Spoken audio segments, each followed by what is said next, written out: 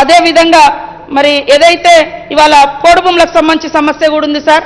ముఖ్యమంత్రి గారు వాస్తవానికి ఈ సబ్జెక్టు మీద జరిగినంత చర్చ ముఖ్యమంత్రి గారు కూడా ఈ సబ్జెక్టు మీద మాట్లాడినన్ని సందర్భాలు ఈ అసెంబ్లీలో వేరే సబ్జెక్టు రాలేదనుకుంటా సార్.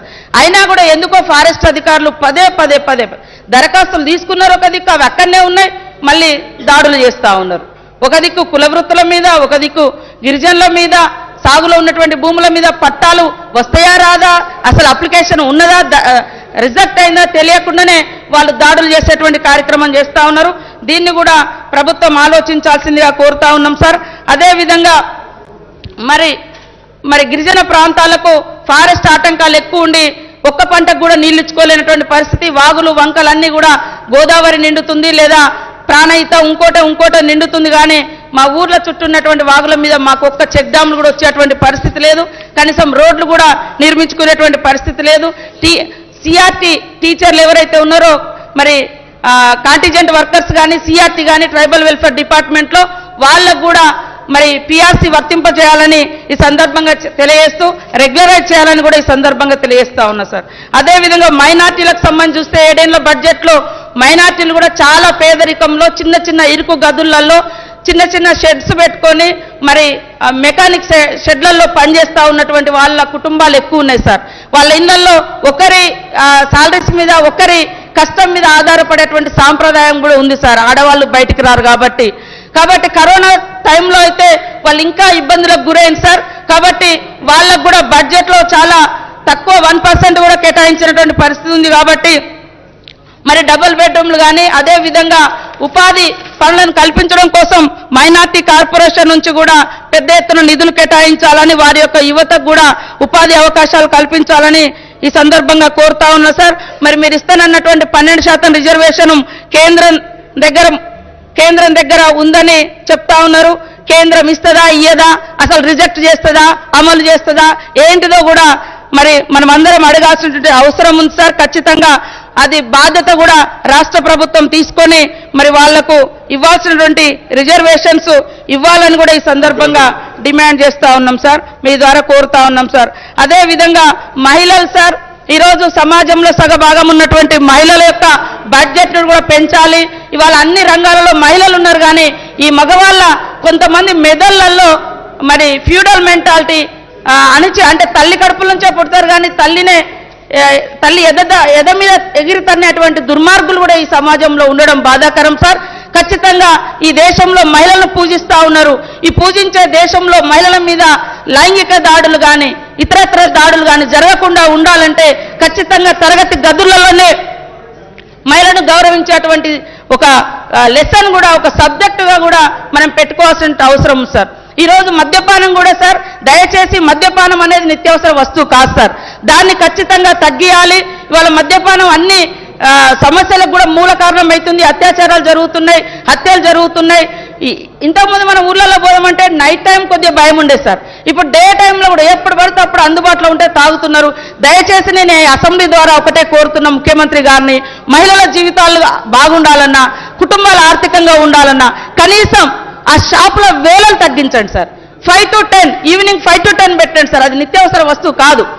ఎప్పుడు మీరందరూ మనమందరం పెళ్లిళ్ళ కాడ, పేరెంటల కాడ, లేదా ఊళ్ళలో పోతే పని చేసుకోవాల్సిన వాడు దుకాణాల కాడ పోయి ఉంటున్నాడు. కాబట్టి దయచేసి ఈ ఒక్క నిర్ణయాన్నన్నా మాకు ఈ అంతర్జాతీయ మహిళా దినోత్సవం సందర్భంగా ముఖ్యమంత్రి గారు ఇవ్వాలని ఈ సందర్భంగా నేను కోరుతా ఉన్నాను సార్. అదేవిధంగా అత్యాచారాలు చేసినటువంటి దుర్మార్గులు యథేచ్ఛగా తిరగకుండా మరి తీవ్రమైనటువంటి కఠినమైనటువంటి చర్యలు కూడా తీసుకునే విధంగా స్పెషల్గా టీమ్స్ ఏర్పాటు చేయాలని, రాష్ట్ర వ్యాప్తంగా జరుగుతున్నటువంటి దాడుల మీద ఒక స్పెషల్ టీం ఫోకస్ పెట్టి పనిచేయాలని కూడా ఈ సందర్భంగా కోరుతా ఉన్నా సార్. అదేవిధంగా పరిశ్రమలు సార్, ఉద్యోగ ఉపాధి అవకాశాల కోసమనే మనం తెలంగాణ తెచ్చుకున్నాం. అంటే నాకున్న సమాచారం మేరకు 7 ఏళ్లలో 13,000 పరిశ్రమలు మూతపడ్డాయని నాకున్న సమాచారం సార్. కాబట్టి పరిశ్రమలు ఏవైతే ఇవాళ మీ దగ్గర నిజాం షుగర్ ఫ్యాక్టరీ కావచ్చు, లేదా ఇంకా గత ప్రభుత్వాలలో కావచ్చు, లేదా మా దగ్గర రేయాన్స్ ఫ్యాక్టరీ కావచ్చు, ఇట్లాంటివన్నీ కూడా మూతపడి వేలాది మంది రోడ్డున పడ్డారు సార్. వాళ్ళ యొక్క ఉపాధి అవకాశాలు మెరుగుపరచడం కోసం మరి ఇండస్ట్రీస్ మినిస్టర్ గారు ప్రత్యేకంగా చొరవ తీసుకొని వీటన్నిటి మీద రివ్యూ పెట్టి మరి ఉద్యోగ ఉపాధి అవకాశాలు కల్పించాలి సార్. ఇవాళ దేశంలో చూస్తే ప్రభుత్వ రంగ సంస్థలన్నీ కూడా గతంలో కాంగ్రెస్ పెట్టినటువంటి ప్రభుత్వ రంగ సంస్థలన్నీ కూడా ఇందాక అన్నట్టుగా ఆదాని అంబానీలు కలిసి మరి దోచేసుకుంటున్నటువంటి పరిస్థితి, మేమిద్దరం మాకిద్దరం అనేటువంటి పరిస్థితి ఉంది. ప్రజల యొక్క ఆస్తులను ప్రైవేట్ కంపెనీలకు దారాదత్తం చేస్తే, ప్రైవేటు వ్యక్తులకు దారాదత్తం చేస్తే ఫ్యూచర్లో పెరుగుతున్నటువంటి జనాభా అవసరాలకు తగ్గట్టుగా భూములు ఉండటం లేదు, ఉద్యోగాలు వచ్చే పరిస్థితి లేదు, ఉపాధి దొరికే పరిస్థితి లేదు. కాబట్టి వీటన్నింటిని కూడా కంట్రోల్ చేసే విధంగా మరి ప్రభుత్వం కూడా చర్యలు తీసుకోవాలని కోరుతా ఉన్నాం సార్. అదేవిధంగా ఐటీ కూడా ఇవాళ సరే హైదరాబాద్ విశ్వనగరం కానీ ప్రపంచ నగరం కానీ సార్ జనసాంద్రత విపరీతంగా పెరుగుతున్నటువంటి పరిస్థితి. కాబట్టి మన మారుమూల మన జిల్లాలలో కూడా ఇంజనీర్ చేసినటువంటి స్టూడెంట్స్ కానీ లేదా ఇతరత్ర నైపుణ్యమైనటువంటి విద్యను చదువుతున్నారు సార్. ఐటీని కూడా విస్తరింపజేయాలి సార్, డిసెంట్రలైజ్ చేయాల్సిన అవసరం ఉంది. కేవలం హైదరాబాద్ చుట్టుపక్కల కాకుండా ప్రతి జిల్లా కేంద్రానికి ఐటీ సంబంధించినటువంటి సేవలు విస్తరించే విధంగా మరి ఐటీ శాఖ మాత్రులు కృషి చేయాలని కూడా ఈ సందర్భంగా కోరుతా ఉన్నా సార్. అదేవిధంగా ప్రైవేటు ఉద్యోగాలు పెద్ద ఎత్తున సృష్టించబడుతున్నాయి, కానీ ప్రైవేటు ఉద్యోగాలలో మరి స్థానికులకు చాలా చాలా తక్కువ అవకాశం ఉంది.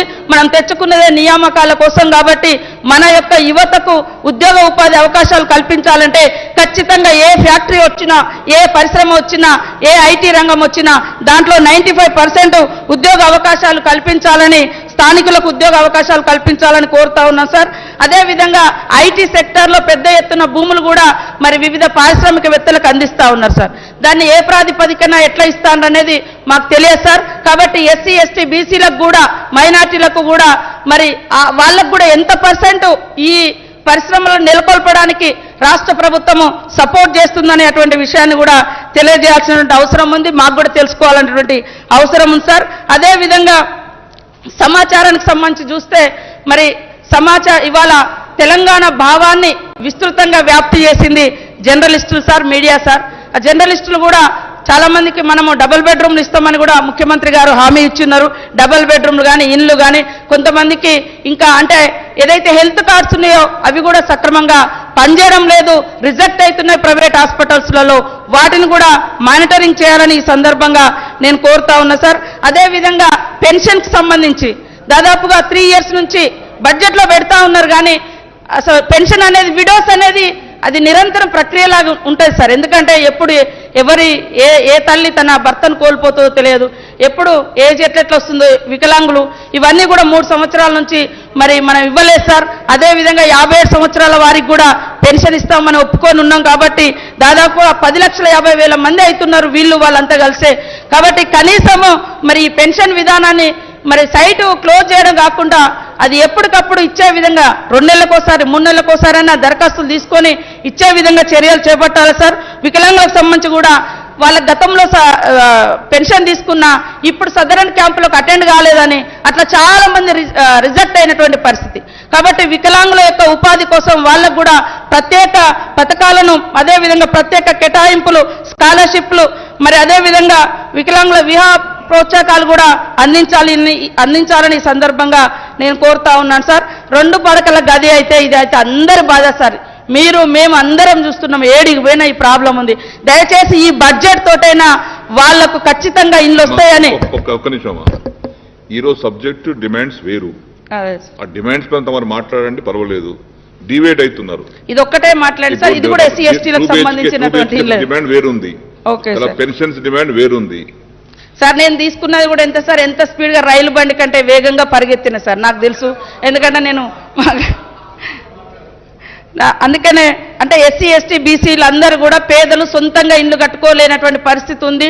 పెరిగినటువంటి ధరలు, సిమెంటు, స్టీలు ఇవన్నీ కూడా చూసినప్పుడు మరి ఇబ్బందికరమైనటువంటి పరిస్థితి ఉంది. కాబట్టి వీటన్నింటిని కూడా దృష్టిలో పెట్టుకొని ప్రభుత్వము డబుల్ బెడ్రూమ్లు, అదే విధంగా మొన్న ఏదైతే ఇస్తానన్నటువంటి 3 లక్షలు కాదు సార్, ఖచ్చితంగా 5 లక్షలు ఇచ్చే విధంగా ప్రభుత్వం మరొకసారి సవరణ చేసుకోవాలని కూడా ఈ సందర్భంగా కోరుతా ఉన్నాను సార్.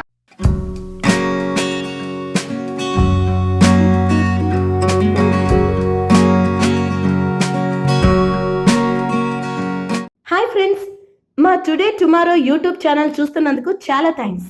మరిన్ని లేటెస్ట్ వీడియోస్ కోసం వెంటనే సబ్స్క్రైబ్ చేయండి. అలాగే ఈ బెల్ ని కూడా రింగ్ చేసేయండి. మా నోటిఫికేషన్స్ అన్ని మీ మొబైల్లో వస్తాయి. అలాగే మా వీడియోస్ మీకు నచ్చితే లైక్ చేయండి, షేర్ చేయండి, నచ్చకపోతే కామెంట్ చేయండి.